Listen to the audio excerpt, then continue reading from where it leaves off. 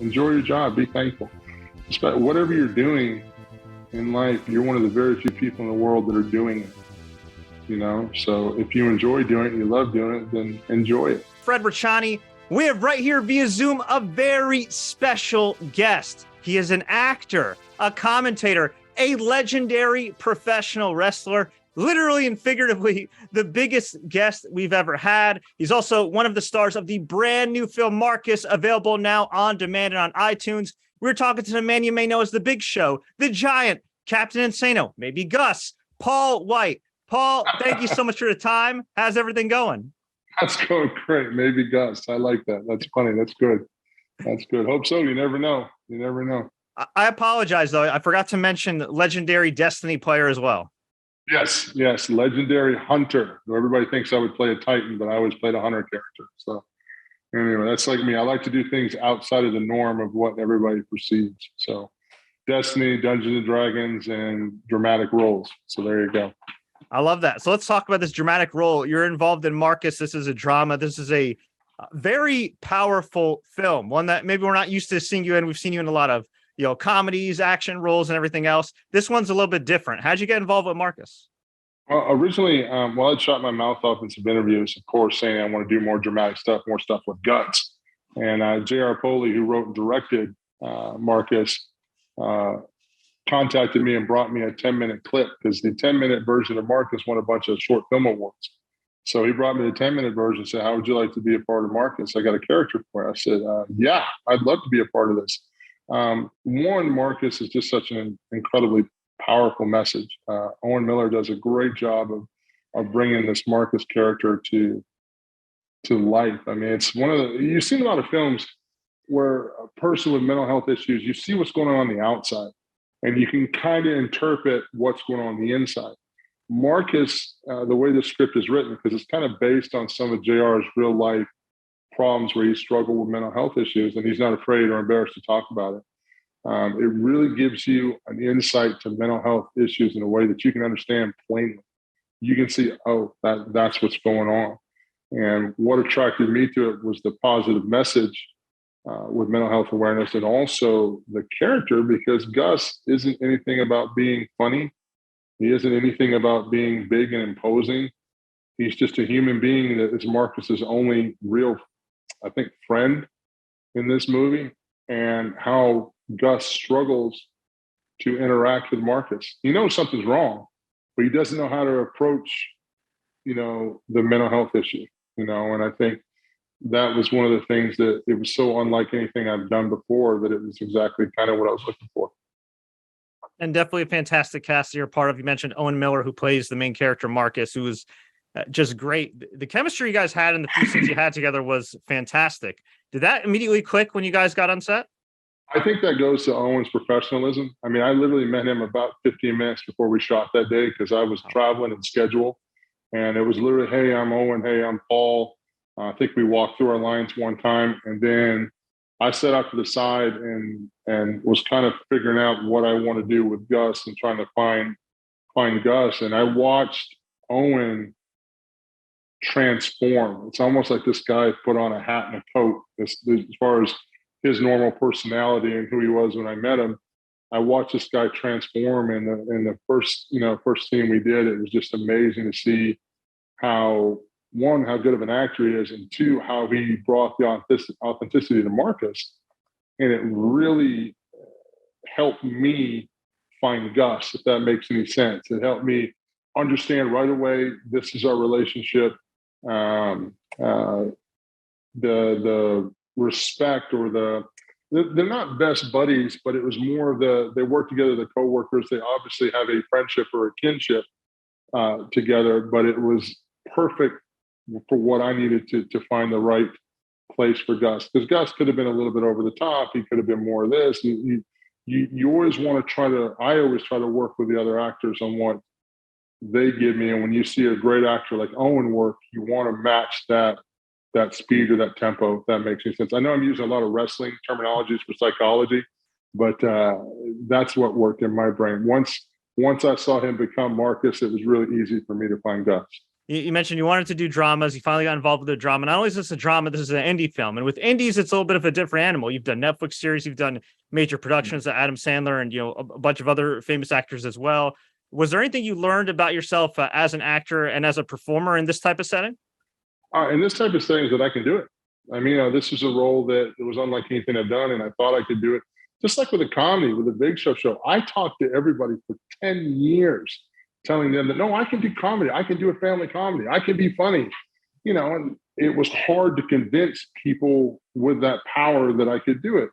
It took me a long time. Same way with this. This is something I've never done before, but I felt like, oh, I can do this. This is in my wheelhouse. So then to be able to go out there, to be able to find that, to be able to pull that Gus character off, where you forget that I'm the Big Show, or you forget that I'm Paul Wight or Captain Insano, I become Gus. That's a great feeling as an actor, to know that you're on the right track and to trust your instincts.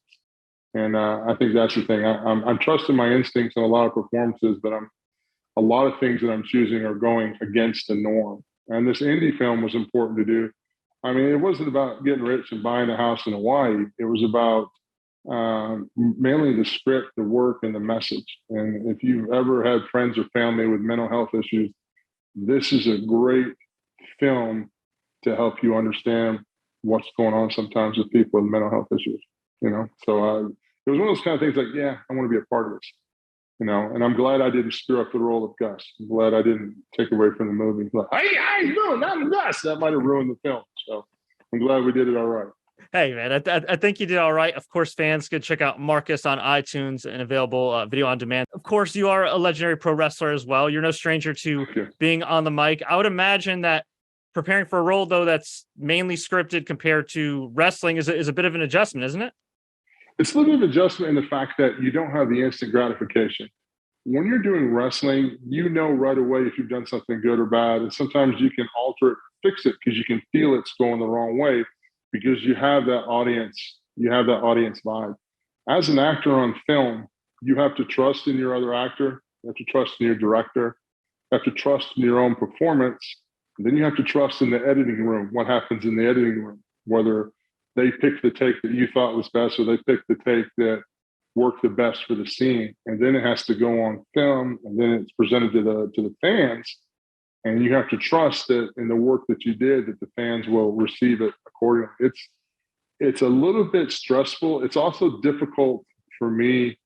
I've never been one that can sit and watch my matches, because I'll pick it apart. I'll expose 45 things wrong with everything in my own match. I'm brutal. I don't watch my own stuff. Though probably some of the guys think I probably should. But anyway, same thing with acting. Like when I do a performance, I trust in the people I work with, and I leave it there. And then it's up to the audience to enjoy it. I don't, for the lack of a better term, I don't go sit home and mark out and watch it, because I'm going to be overly critical. I'm going to ruin whatever I found in the moment that worked at the moment, and I didn't have time doing the Big Show. Like we had a different, we were getting 3 rewrites a week on the Big Show, and I'd have about a day to spend with a full script. And then we went straight to shooting Thursday and Friday. So I had to learn to forget what I did last week to work on this week. And I think that was the greatest for acting and studying and preparing.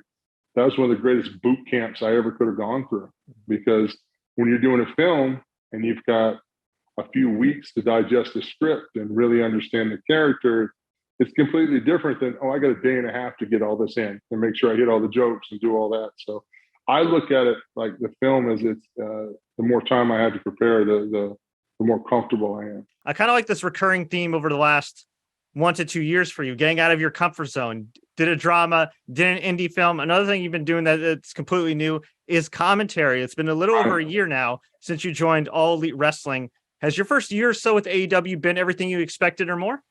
It's been more. It's been more, actually, because when I talk to Tony, and I love Tony because he's just got this positive can-do attitude that's almost infectious. He doesn't blow smoke up your ass, you know what I mean, or try to con you into something. He's just like, when I talk to him, I says, well, I really want to get into commentary. I said, I think for me, I always want to be a part of wrestling, but I know that I can't wrestle forever. At some point, I need to still be in the business. I don't want to be a coach. I don't want to be a producer. That's not my gig. But how do I contribute and still be a part of the business? And I said, I want to do the commentating thing and compete a little bit. Tony's like, okay, I got an idea for a show for you. We're launching this new show called Elevation, and you and Tony Schiavone will host it. And it was like, okay. Then like a week later, I was on Elevation commentating. No prep time. Here it is, kid. Trust in your instincts and go. And it's been great learning with Tony Schiavone, watching JR, watching Tad, learning from Excalibur. I'm starting to find that comfort role that I'm getting into, and I'm also trying to copy and learn a lot from old Gorilla Monsoon stuff. I think Gorilla Monsoon is more my style, hopefully, of commentating, where it's about enhancing the talent and giving some insight onto what they may be thinking or doing and why they're doing it from a practical sense. So hopefully it's working. Just got to get the reps in. Definitely got to get the reps in. What was the biggest adjustment for you going from wrestling full-time or even semi-regularly to commentary? Not talking about myself. For so many years of wrestling, it's about getting yourself over. That is not the case in commentary. You're not there to get yourself over. You're there to get the talent in the ring over. You might not know the talent in the ring. I know when I came to in WWE, I knew everybody that came through because I'd been there so long. I was like a concrete pillar that you had to walk through to walk into the door. So I knew everybody from NXT. I knew when they were coming up because I was part of all those conversations that were naturally going on. In AEW, I didn't really know any of the talent. A lot of it was indie talent. A lot of it was new talent. A lot of them I had to build relationships with, become fans of, and just learn. So that stressful part of it, I think, was great in doing my job because it really made me buckle down and focus on enhancing the talent and not myself. I know you've mentioned in some interviews you'd like to get back to wrestling at least a little bit again. How's your body feeling? And are the rumors true about this whole Captain Insano reigniting your old Waterboy character in the ring? The rumors are true about Captain Insano. Tony, and that's one of the things Tony and I were talking about. He was talking about wrestling. I said, we don't own the Big Show moniker. That's WWE's intellectual property. And I'd still like to compete a little bit here and there. That was one of the things I wanted to do more of in WWE. The last year and a half I was in WWE, I really didn't do much. I think I wrestled Drew McIntyre after WrestleMania, and I wrestled Randy Orton. So it was like, in a year and a half, I wrestled like twice. And that was not, at the time, that wasn't what I wanted. I wanted more interaction, more storyline. I wanted to compete more. But then on a serious note, I'd done everything I could do there in WWE. I need to get fresh territory and fresh things. And Tony had the idea, hey, man, what about Captain Insano? And I was like, that would be fun because it'd be completely different than the Big Show. It's completely different than Paul Wight. And I said, you get Captain Insano, I'll do it. And then, we worked on jumping through all the legal hoops. He got Captain Insano. We designed the gear. And now it's finding the right storyline, the right talent to plug it into where it enhances the talent and doesn't take it away from it. Because that's my thing. I want to enhance the AEW talent. I don't want to come in and quote unquote take anybody's spot or become a champion and fight for championships. I think of course, if business happens, if that works out, I'll do what's best for the company. But personally, I would like to do Captain Insano in a way that's entertaining to fans and helps enhance and help bring attention to someone in AEW that can help them grow. Very cool. That makes sense. Nope, totally makes sense, man. I love that. We're definitely looking forward to that. You've been so successful over the years. You're somebody that's no stranger to obviously trying new things, especially in recent years. What's the best piece of advice you give anybody for success? For success, it's funny. I got this advice when I first got to WWE, is to treat every day like your first day on the job. Every day, your first day on the job, you're open to ideas, you're friendly with your colleagues, you're not too friendly, you're open to suggestions, and you have a desire to work hard to prove yourself. That's what most of us do our first day on the job. We have that, we have the right attitude. We don't let, personal grievances or other people's drama or lose our passion after doing things for a certain amount of time, and to try to keep that excitement and keep that open mind and positive. You got to keep your passion going. And I think that's the key for success is not dragging unnecessary, pardon my language, bullshit into your job. Enjoy your job, be thankful. Whatever you're doing, in life, you're one of the very few people in the world that are doing it. You know, so if you enjoy doing it, you love doing it, then enjoy it. Don't bring misery to it. If that makes any sense. Definitely. Long-winded, but enjoy what you do. How about that? Why should everybody watch Marcus? Well, you should watch Marcus definitely for one. It's a great dramatic film. It's great acting by Owen. But it's a great way to understand what people with mental health issues are going through. You know, it's a great blueprint or pamphlet to understand really what's going on with someone with mental health issues and how to have a little bit more empathy and how to help support that. I think that's the thing. And the key thing is Marcus is about a man that's dealing with mental health issues, but Marcus is also about hope. And I think that's important because, you know, we all struggle with things in our lives. We all have things that are daunting, but, you know, the thing that keeps us going is hope. And I think that's a key message with Marcus as well, hope. You can check out Marcus via Gravitas Ventures, available on demand via iTunes and all major platforms. Before I let you go, where can fans find you online and where can we find you next? Well, I mean, you know, I've got my standard social media handles, Paul Wight at Twitter, Paul Wight at Instagram. You know, next you catch me on AEW. That's where I'll be.